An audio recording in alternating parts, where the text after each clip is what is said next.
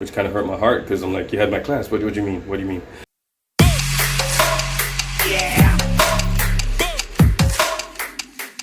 Welcome back to the Angry Teacher channel. I'm Richard Williams, the Angry Teacher, and it's all about education on this channel.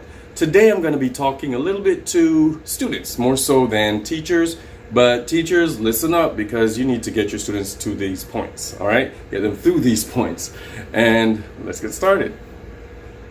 Number one, like one of the major differences between high school and college that you need to be prepared for is the fact that there's going to be a lot more studying.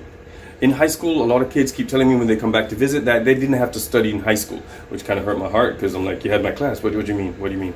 But they didn't have to study that much in high school, depending on what classes they took. But with that said, when you get to college, at some level, you're going to have to buckle down, sit down in front of a book or some form of device and study. You're going to have to revisit what your professor said, or revisit what you just read, or revisit something because you know that it's important at this point.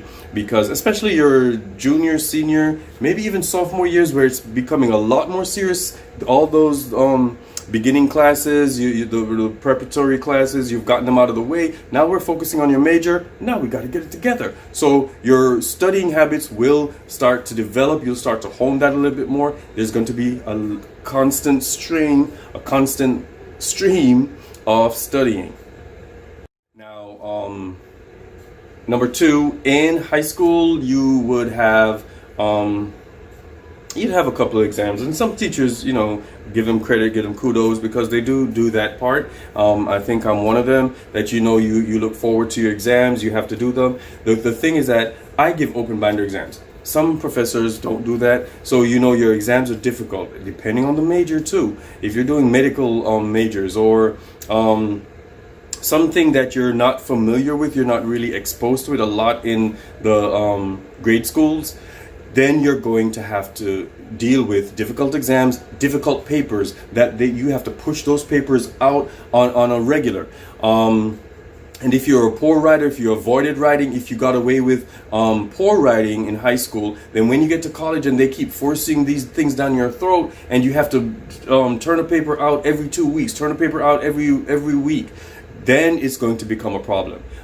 When you don't know, you don't practice study skills, and then when you get to college and you have those difficult exams and you have to you just studied for one, then you turn around next week, there's another quiz you have to study for. It's going to be a problem. So you need to hone these skills now while you're preparing to go off to college. So pay attention to those difficult exams and those difficult papers. You see this Tuskegee hoodie? Oh my God, it's the coolest thing ever. One of my sons, Ricky, shout out.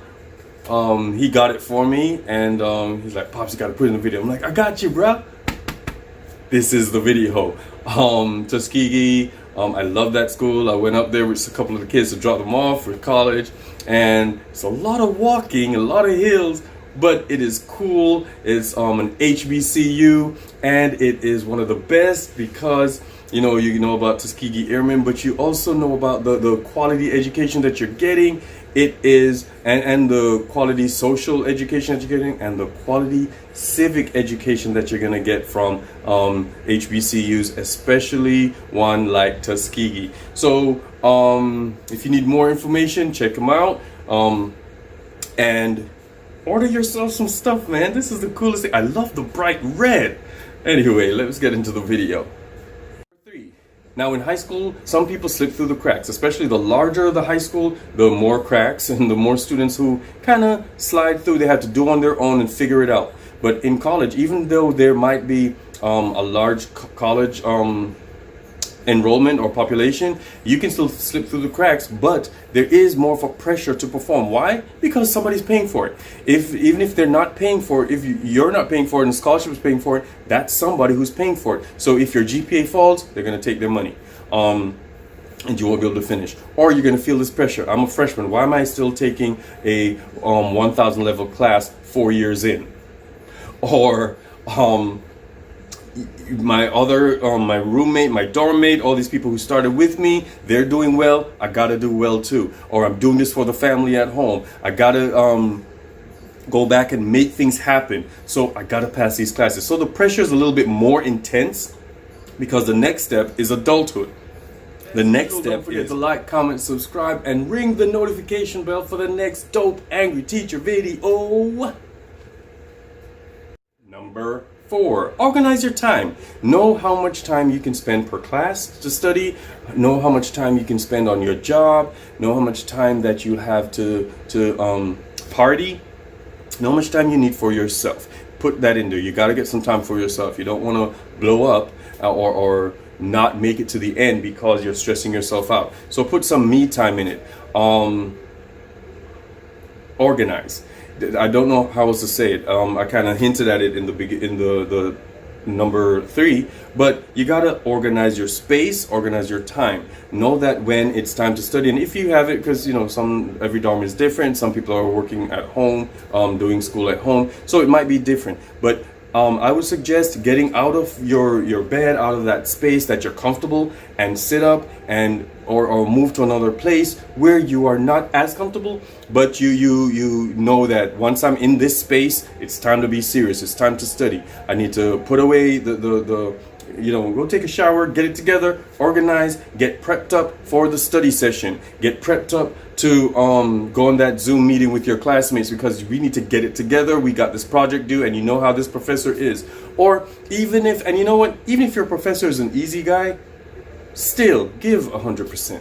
Because you know what? You know your quality. You know yourself. You know how excellent you are. Why would you give mediocre work? So just go ahead and organize your space, organize your time, organize yourself so you can survive. Ask for more stuff to do at home, in the classroom. Make sure you're paying attention because you know what your next step is. Your teacher in high school may not even know. Some high school, they may not even care what your next step is, but you know what you need to get done. You know what you need to work on. So if the professor, the high school teacher might be hard, but you need the calculus for your major, whatever that is, go find them. Ask them questions. Make sure that you're getting ready for your road ahead. Number 5, meeting expectations. Make sure that you look at the rubric. Whatever they give you in high school, whatever when you get to college, they're going to give you a syllabus, and they're probably going to give you rubrics for the different things that you have to do, different projects. Make sure you're following. As you do a part, check a part. Do a part, check a part. Check it. Make sure that you're on point, so that if the grade is not what you want, you can kind of contest the grade, or you can say, "Oh, that's why I didn't get it. Dang it!" All right. In high school, however,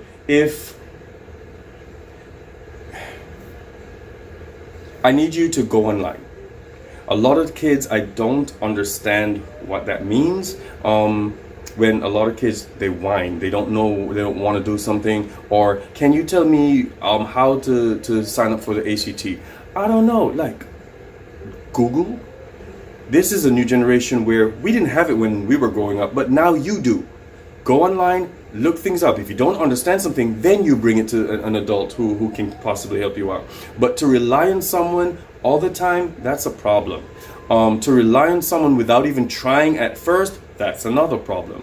And that leads me into number 6, acting like an adult. I don't need my kids, and that's why a lot of times, I got the moniker Angry Teacher, because they think that somebody who loves you has to be this nice and coward to you and stroke your ego every 2 seconds. No, I'm gonna give it to you hard. I'm gonna let you know you're not making sense right now. Why would you ask me certain questions if the internet has the same answer? Now, if you go online and you don't understand something, then come to me. I need you to stop whining. Figure it out. Then I will help you. Even the Bible says God helps those who help themselves. Does the Bible say that, or do people say that? I don't know. But it's you have to think as an adult. No one's going to help you 100% of the time. When do you put your work in so somebody can see you putting your work in and help you put the work in, right? So that's one thing. I need you to meet expectations. Go online. Okay, you know that your college requires, you're trying to get into a school that requires you to have such this SAT score or this ACT score. You need to pass these 4 classes with A's. You need to have 400 community service hours. Whatever they require, you go online, you find it, or if you don't find it, call the school, get that information from them, have them send it out to you. Then we can have a conversation. Pops, I don't know what's going on. What does this mean?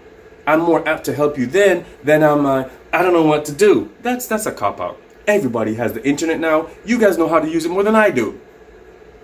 Figure it out. Grow up, act like an adult, and meet the expectations that people have set. You cannot expect, and I tell that to my kids because I teach at a lower income, low SES environment. So a lot of times we expect you're gonna be handed stuff. It's not gonna happen. I need you to be strong because I know you're strong, and I want you to know the world is not as easy as you think. Act like an adult, prepare for college. That's what it's all about. Cheers Lounge is up next, and I got dope kids. I got dope kids.